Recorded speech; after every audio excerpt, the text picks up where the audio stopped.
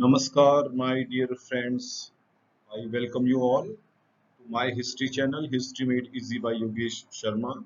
And today we are going to talk about chapter number 3 of class 12. You all are aware about this particular chapter because this particular chapter talks about different social norms, practices, and how people reacted to those particular practices. Did all groups of people follow them or not, or exceptions were there? And this chapter also deals with Mahabharata. So again, I have taken different points and I have prepared certain slides, and those particular things have been explained so that if that type of question comes in paper, you are able to answer those particular questions. So in the very beginning, there is a question on V.S. Suktankar. Now, who was V.S. Suktankar? He was a noted Sanskritist, and he, along with his team, prepared critical edition of Mahabharata, and it took 47 long years. 47 long years to prepare the critical edition of Mahabharata. So what they did, they went through the Mahabharata that was available in different languages, which was written at a different point of time. Now, what they did, they tried to collect certain common elements which was there throughout in different editions. So they took those common elements, and at the same time, they also talked about the regional variations. So this is a very important document if you want to understand the different social practices. So the contribution of V.S. Suktankar and his team is enormous if we talk about Mahabharata. Moving forward, basically this chapter deals with different social practices. Now these practices have been mentioned in different Dharam Shastras and Dharam Sutras. So what we are going to do in this chapter will be taking one concept, we'll understand that concept, and we'll try to find out the exceptions. So the first practice that was very common throughout India, even in a modern world, we can see this practice, that is the practice of patrilineal. Now what is patrilineal? Father to son. अगर आप इसको मोटे तौर से समझेंगे तो this is father to son. It means that son could claim the resources of their father. Son could claim the resources of their father. बच्चा अपने फादर के रिसोर्सेज को क्या करेगा? क्लेम करेगा after his death. And most of the ruling dynasties followed this policy, this system. But there were exceptions. For example, if there were no sons, if there were no sons, then who will be going to the throne? The brother will succeed to the throne. Then if the childs are, if the successors are small, then again somebody, koi kin hoga, koi relative hoga, he would run the empire. In very few exceptional cases, women like Prabhavati Gupta exercised power. So what basically I have tried to tell here, that we need to know, just a second. What I'm trying to tell you, that you have to understand the concept that from father to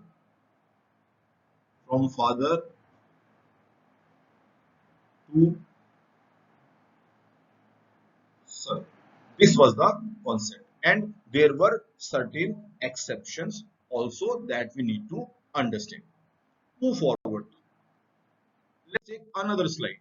Now this again, there is a practice.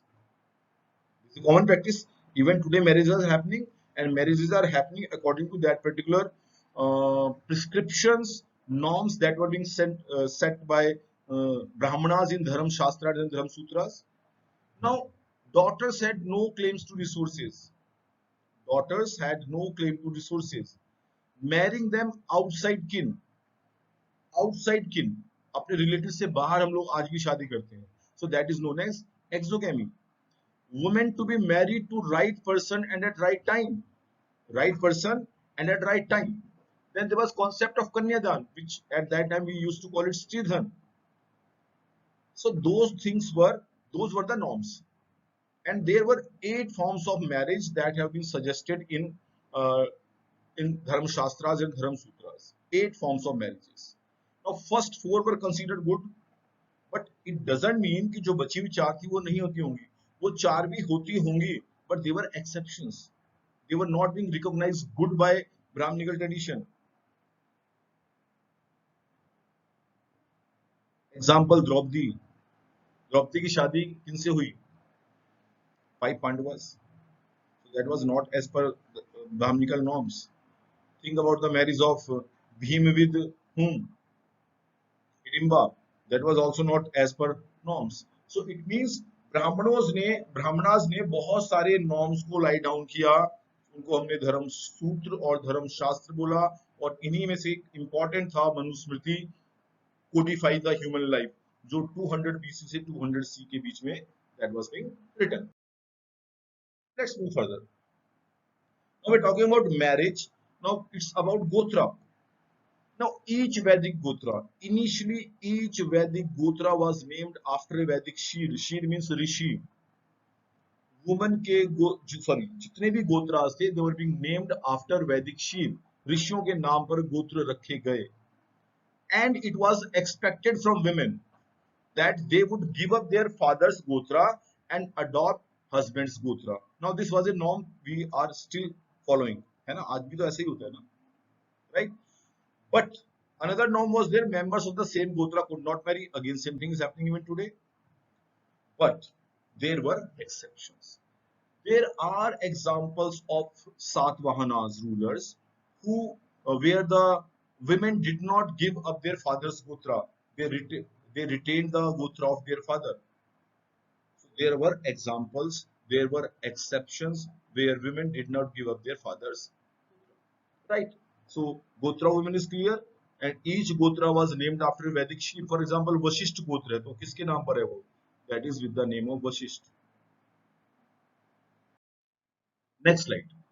Now, as per Dharam, Shastras and Sutras, we will keep on repeating this term throughout the chapter. Varna system was being introduced. This system, Varna. And how many Varnas were there? Four Varnas were there. And on top that was Brahmanas. And what was the job of Brahmanas? As per Dharam Shastras and Dharam Sutras, they will study and teach Veda, they will perform sacrifices, they will give and receive gifts. Second number, Kshatriya, they will engage in warfare, Yuddha, protect people, administer justice, study Vedas, get sacrifices performed, make gifts. Number third, Vaishya, agriculture, pastoralism, trade, study Veda, and get sacrifices performed. The performance of sacrifices would be done by Brahmanas. And last were the Shudras. And what was their job? Their job was servitude. It means they need to serve all those three Varnas. This was being suggested by Brahmanas. Now, mere suggestion will not help. So Brahmanas laid down certain strategies to enforce these norms. Number one strategy was that they said that Varna is of divine origin. हमने नहीं बनाया. They are being made by Bhagwan. So they said that Varna is of divine origin. Number two, they advised kings that this should be followed in their kingdom. Number three, they said this is being determined by birth. If you are born in a Kshatriya family, you are a Kshatriya. If you are born in a Shudra family, you will be a Shudra. So they are that the status is being determined by birth. So these three strategies were being followed by Brahmanas to enforce Varna system. I hope things are clear. Let's move further. Now, अभी हमने last slide में बात की that only Kshatriyas could be king. As per Varna system, who could be the king? Only Kshatriyas could be king. But we have found out n number of kings who were not Kshatriyas. Satvahana kings, they were Brahmanas. If we talk about Mauryans, they were from the low region. Sungas, Kanvas, they were again the Brahmanas. It means that who can become king? The person who is having power, the person who is having control over resources, that person will become the king. But as per Brahminical norms, only Kshatriyas could become the king. But there are certain exceptions. So my dear friends, in this particular chapter, what we are doing, We are talking about a particular system that was being laid down in Dharam Shastras and Sutras, and we are talking about the exception also. Moving further, we talk about Jati. Now we have heard about Varna. Now Jati is different. Now the number of Varna system is fixed 4, right? But there was no limitation on number of Jati. So all those people, new groups, जो किसी वर्णा system में fit नहीं बैठते थे, they were being the title of जाति. जाति में एक चीज कॉमन आती थी, that they shared the common occupation. और कॉमन ऑक्यूपेशन के लोग मिलकर क्या बनाते थे, चैप्टर 2 में भी हमने पढ़ा था, श्रेणी या guild.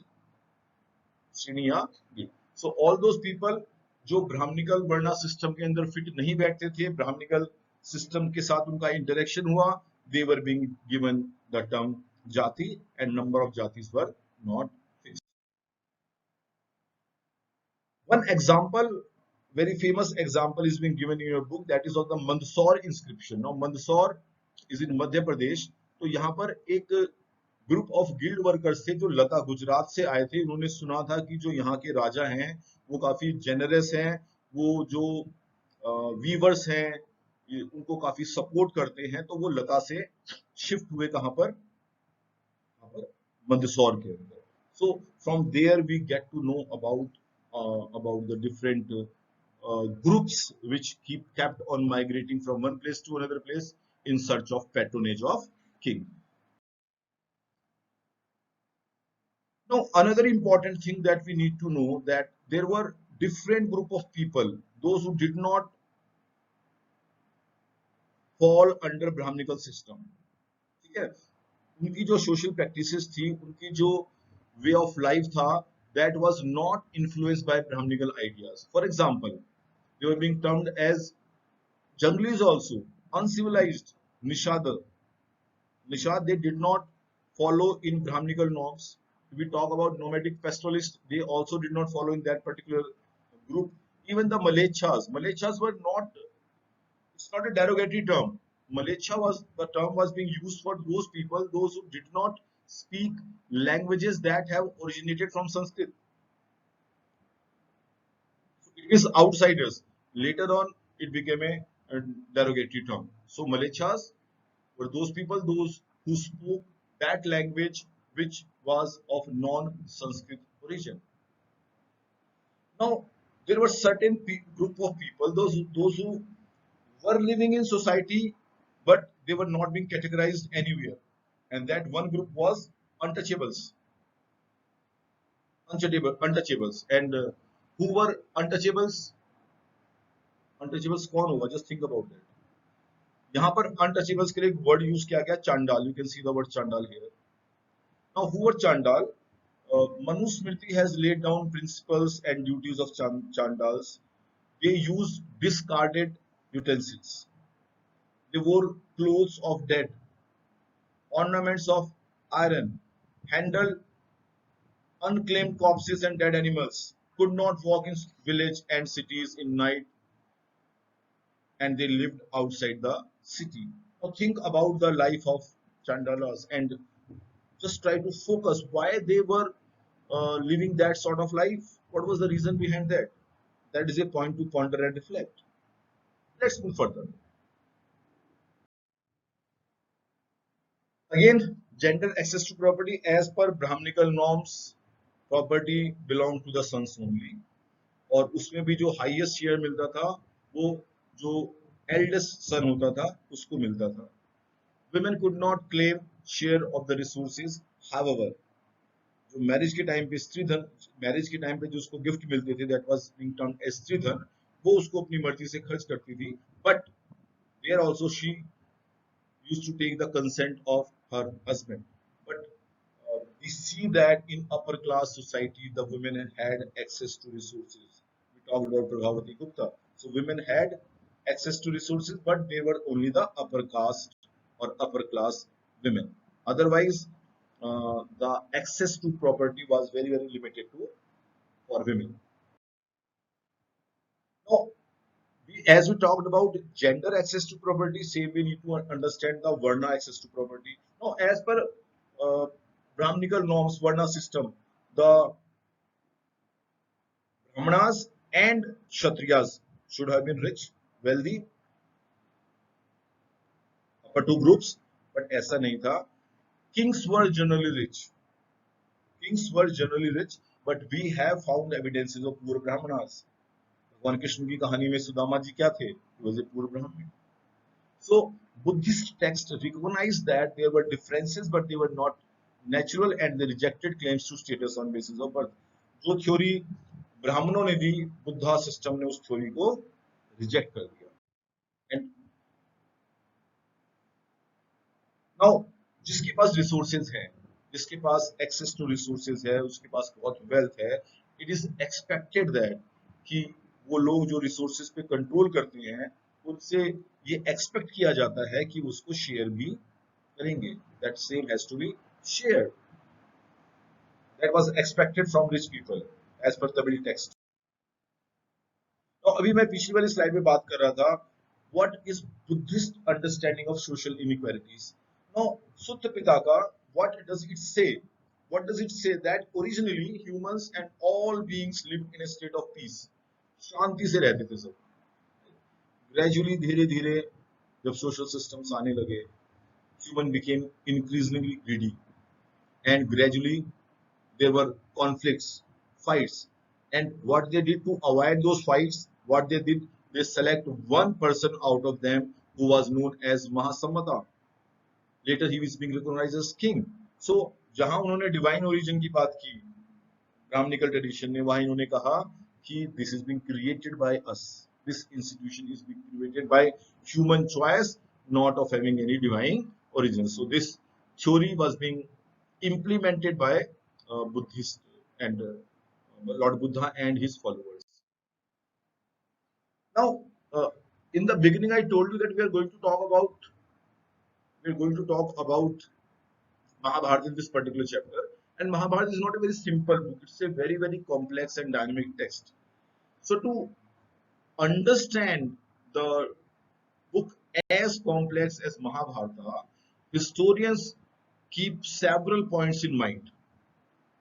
Before analyzing text as complex as Mahabharata, historians keep several points in their mind before analyzing that type of text. Number one, they try to find out in which language the book is being written. It may be Pali, it may be Prakrit, or it may be Sanskrit. Number two, they try to find out which type of text it is. It is a mantra or a story, and for whom it is being written. Then who is the audience, means ये लोगों के लिए लिखी गई है, राजाओं के लिए लिखी गई है, ब्राह्मणों के लिए लिखी गई है, and then when it was being written, and who is the author, at which place it is being composed. All these points are kept in mind by historians before analyzing text as complex as we're talking about Mahabharata. So what is the language of Mahabharata? It's a Sanskrit language, but the language of Mahabharata is simpler than the language of Vedas, and there are two parts. दो broad section के अंदर हम महाभारत को divide कर सकते हैं.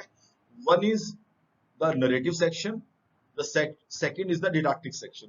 Narrative means whatever is happening, the same thing, the same way it is being narrated. For example, आपने संजय का नाम सुना होगा महाभारत के अंदर. वो धृतराष्ट्र को पूरी कहानी सुना रहे थे. कैसे सुना रहे थे? Whatever was happening, Sanjay was narrating that particular thing. So the things that have happened in the same breath they were being mentioned in Mahabharata. Those sections are known as narratives. Didactic क्या होते हैं? Didactic are prescriptions for social norms. You go to a doctor, what doctor listens to you?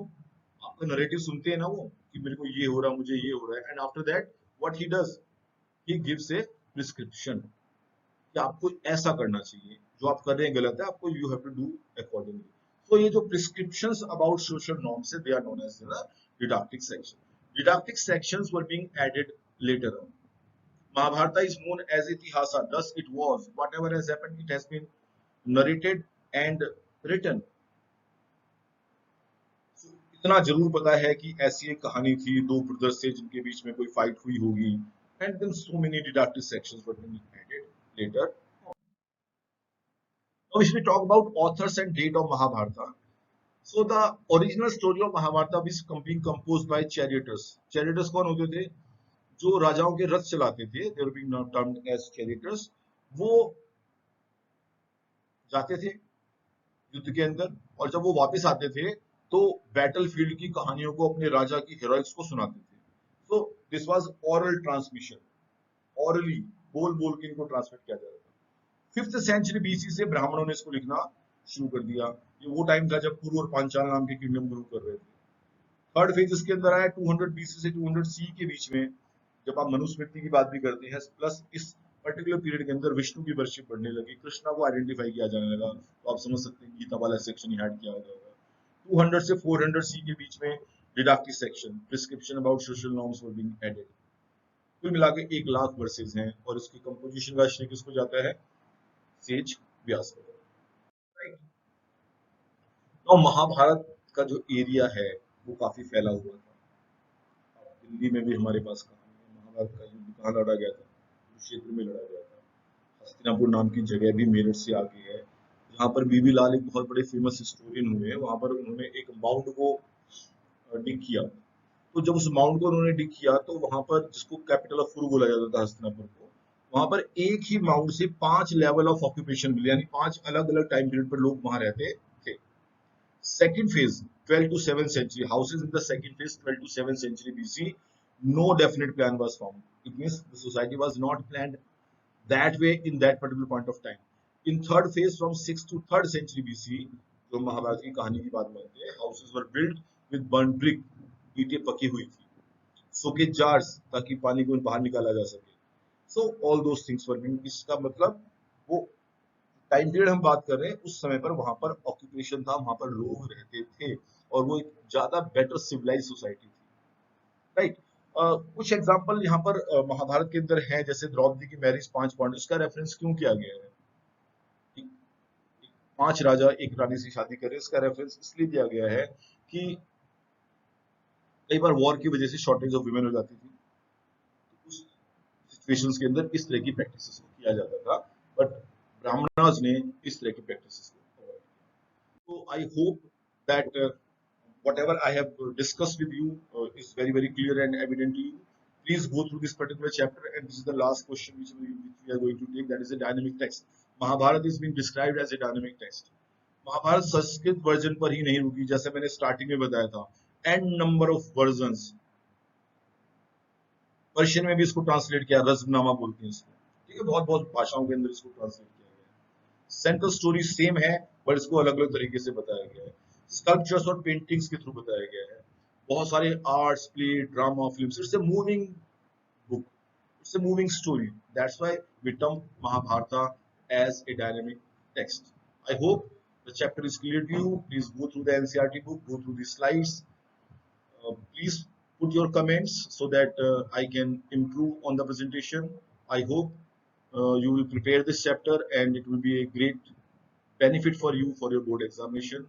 We'll be coming with next chapter. Till then, keep learning. Namaskar. Bye bye.